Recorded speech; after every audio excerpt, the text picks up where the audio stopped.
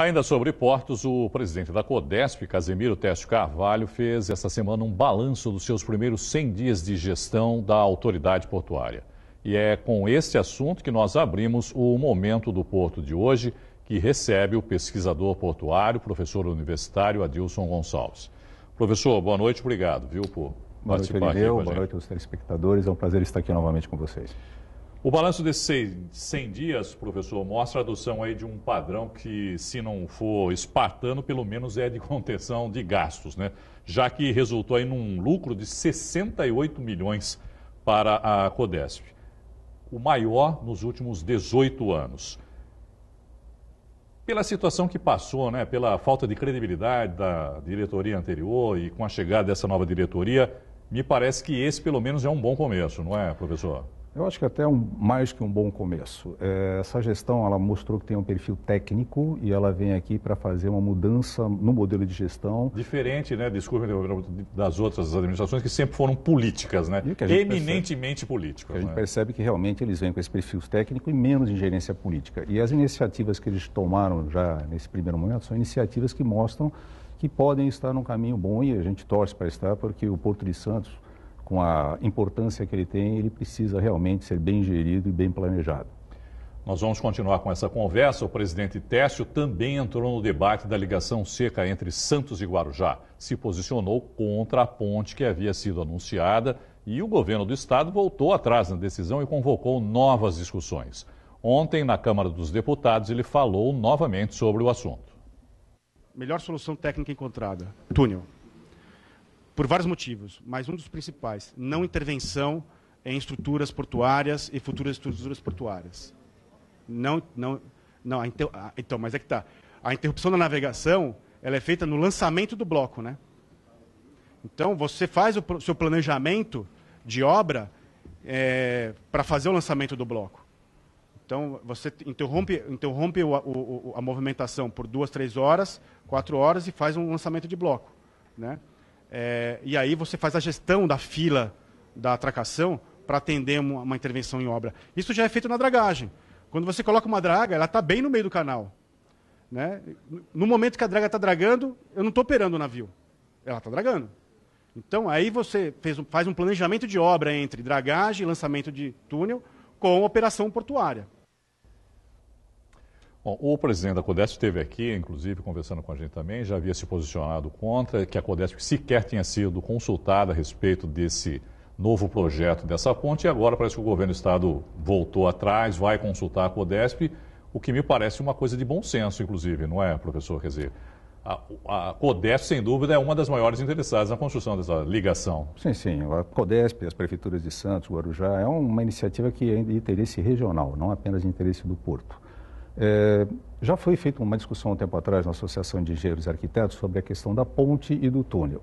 E lá saiu mais ou menos um consenso, pelo menos a maioria achou que realmente a solução do túnel seria mais interessante. Inclusive o presidente também defendeu isso, né? Ele acha que o túnel é o mais interessante, né, para a Codesp. A discussão sobre o túnel já é antiga. Para você ter uma ideia, em 1927 existia uma proposta de ligação por túnel. Eu ia dizer se esse assunto não tem fim, né, professor? Porque justamente há quantos anos se fala, né, sobre essa ligação? Na verdade, a gente já teve, na década de 50, a Prestes Maia fazendo um estudo, depois nós tivemos um novo estudo que gerou a ponte estaiada lá na ponta da praia, que também não houve consulta a ninguém, ela tinha restrições brutais à passagem de embarcações.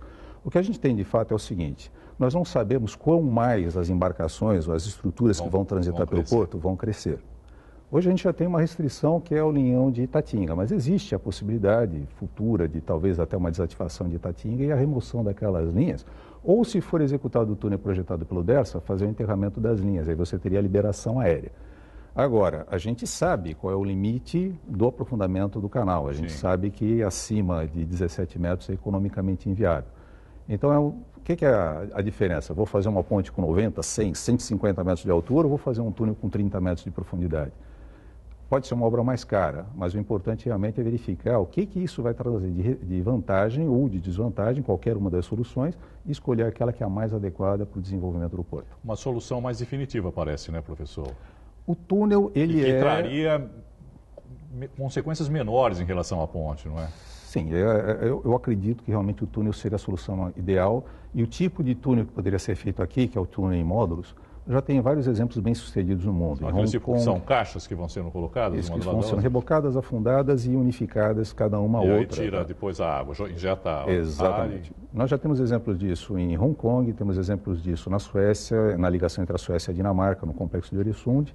E possibilidades técnicas, a solução técnica existe. O problema é quanto custa e qual vai ser a efetividade dessa solução adotada. Agora, será que essa nova gestão vai conseguir resolver um outro problema que também é antigo no Porto de Santos, que são os armazéns lá do Valongo, os armazéns do 1 ao 8? Quer dizer, vai conseguir dar uma destinação afinal para aquilo, professor? Olha, um dos aspectos mais importantes que a gente tem que abordar numa cidade como Santos, como Guarujá, é a questão da relação porto-cidade. No mundo, os portos eles têm uma relação com a cidade que deve ser considerada em qualquer aspecto. Qualquer decisão deve passar pelo crivo das duas áreas, do governo e governo municipal, dos governos municipais e das autoridades portuárias.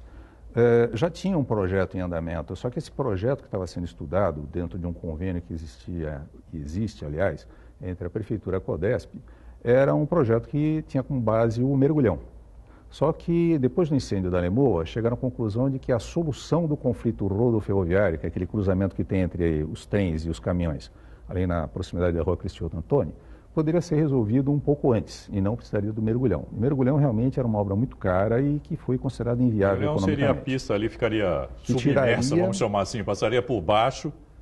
Tiraria o tráfego rodoviário da superfície, aí permitiria que se fizesse uma ocupação... Ficaria uma área... Bom, isso aí economicamente foi considerado inviável e tal, mas pode ser retomado, existem outras possibilidades. O que é importante é que essa relação porto-cidade seja retomada e que a gente tenha menos engenharia externa, a gente tenha mais um trabalho realmente entre os técnicos que podem solucionar os problemas. Falou-se, de alguma maneira, em desenvolver aquela área com atividade cultural, assim por diante, como é feito em outros locais, com restaurantes e assim por diante. Agora, há que se pensar que tem que haver também uma integração, como o senhor mesmo já colocou, né, professor, com a cidade. Sim. Porque o Centro Histórico de Santos também, há anos, tenta-se uma revitalização naquela área e também não se conseguiu até agora. Pelo menos o que se conseguiu deixou muito a desejar ainda, não é? Se a gente for lembrar um pouco mais dessa situação, até a vinda da Petrobras para cá vem meio facultada essa questão da valorização do centro.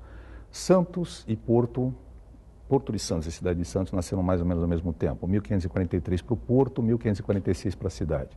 A gente não pode dissociar, nós temos uma identidade portuária, então é importante até para o resgate dessa identidade portuária do povo santista, do povo guarujaense, que a gente tenha essa condição de que o povo possa ter um acesso mais direto às atividades portuárias, como acontece em Sydney, Barcelona e em outras cidades do mundo com experiências bem-sucedidas. Nós podemos ser mais uma experiência bem-sucedida. Como fica a situação do Porto com a provável privatização do Porto? O governo aventa a possibilidade de privatização do Porto de Santos. Vamos lá.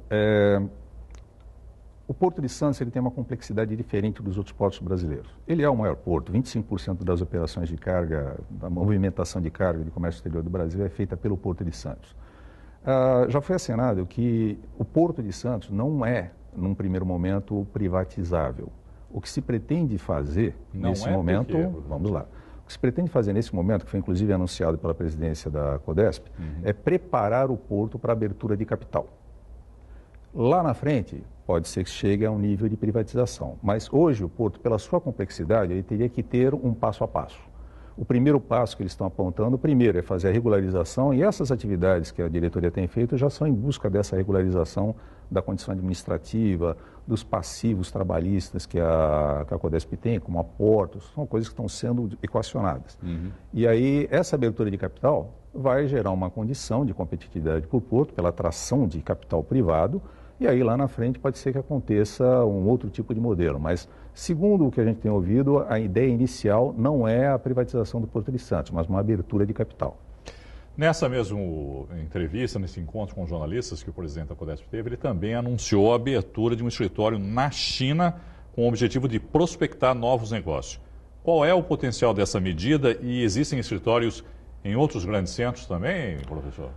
Olha, no exterior não consta que a Codesp tenha escritórios. Eles já fizeram muitas missões comerciais para visita a portos do exterior. Mas nada fixo, nada instalado. Fixo. A grande vantagem que tem dessa proposta, que pode ser a primeira de outras propostas de instalação de escritórios no exterior, é que você vai para a China, que é um dos principais parceiros comerciais do Brasil. Boa parte da carga que circula pelo Porto de Santos chega ou vai para a China e para países asiáticos.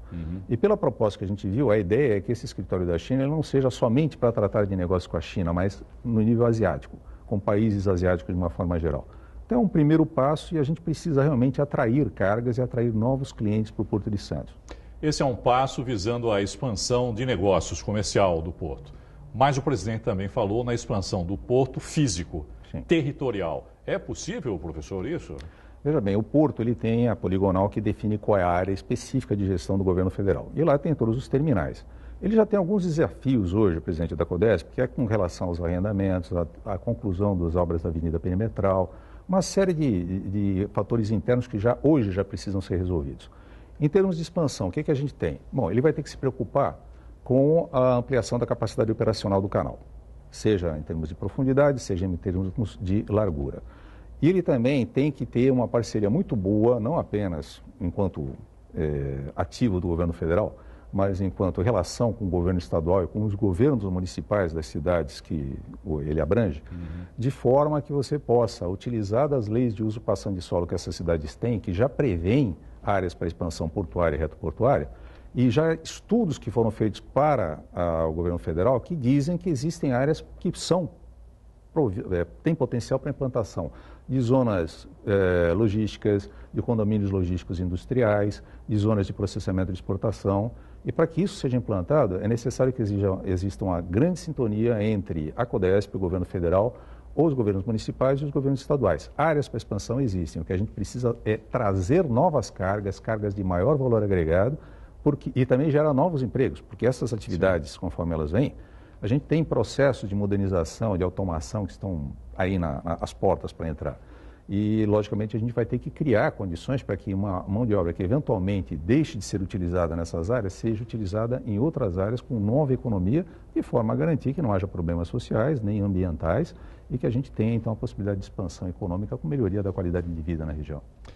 Professor Adilson, muito obrigado mais uma vez por participar conosco aqui no Caderno Regional e uma boa noite para o senhor. Irineu, foi um grande prazer mais uma vez. Boa noite a todos. Obrigado.